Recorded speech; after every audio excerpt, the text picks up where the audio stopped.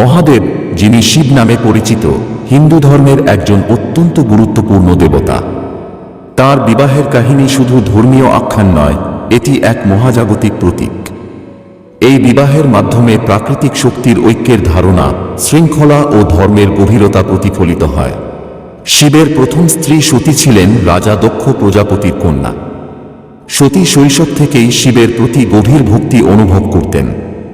তিনি কঠোর তপস্যার মাধ্যমে শিবকে তুষ্ট করে তাকে স্বামী হিসেবে লাভ করেন। তবে সতীর পিতা দক্ষ শিবকে অপমান করে এক যজ্ঞ আয়োজন করেন, যেখানে শিবকে আমন্ত্রণ জানানো হয়নি। সতী পিতার এই অপমান সহ্য করতে না পেরে যজ্ঞকুণ্ডে আত্মাহুতি দেন। সতীর মৃত্যুতে শিব শোকাক্রান্ত হন এবং তিনি ধ্যানমগ্ন হয়ে সন্ন্যাস গ্রহণ করেন। এই ঘটনা মহাদেবের জীবনে এক গভীর প্রভাব ফেলে এবং তাকে আরও গম্ভীর ও নির্লিপ্ত করে তোলে। সতী পরবর্তী জীবনে পার্বতী নামে পুনর্জন্ম লাভ করেন। তিনি হিমালয় পর্বতের রাজা হিমালয় এবং রানী মেনকার কন্যা ছিলেন। ছোটবেলা থেকেই পার্বতী মহাদেবের প্রতি গভীর আকর্ষণ অনুভব করতেন।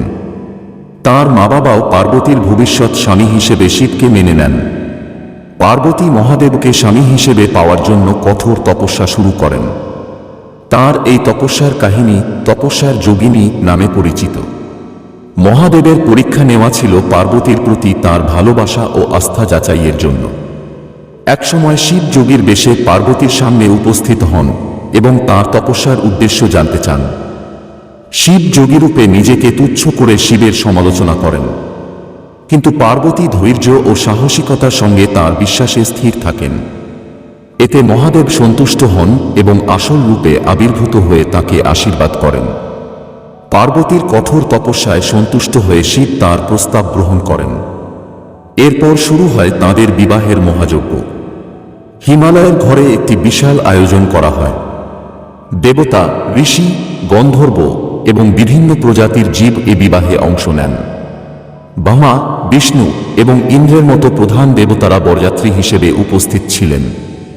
শিবের বরযাত্রা অত্যন্ত অদ্ভুত এবং মহাজাগতিক। তাঁর বাহন নন্দী, সাপ, ভূতপ্রেত এবং অন্যান্য অদ্ভুত জীব নিয়ে শিব বরযাত্রী শুরু করেন।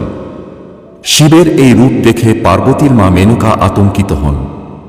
তবে পার্বতী মহাদেবকে তাঁর আসল রূপে দেখতে চান। মেনকার উদ্বেগ দূর করতে শিব সুন্দর রূপ ধারণ করেন এবং সবাইকে মুগ্ধ করেন। শিব ও পার্বতীর বিবাহে সমস্ত হিন্দু রীতিনীতি পালন করা হয়।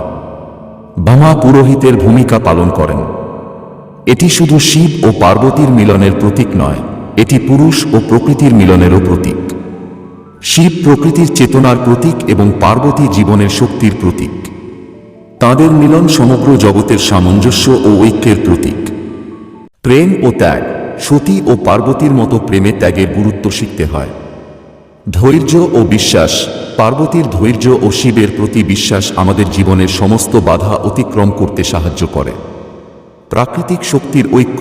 এই বিবাহ প্রকৃতি ও জীবনের শক্তির মিলনের গভীর ধারণা প্রদান করে।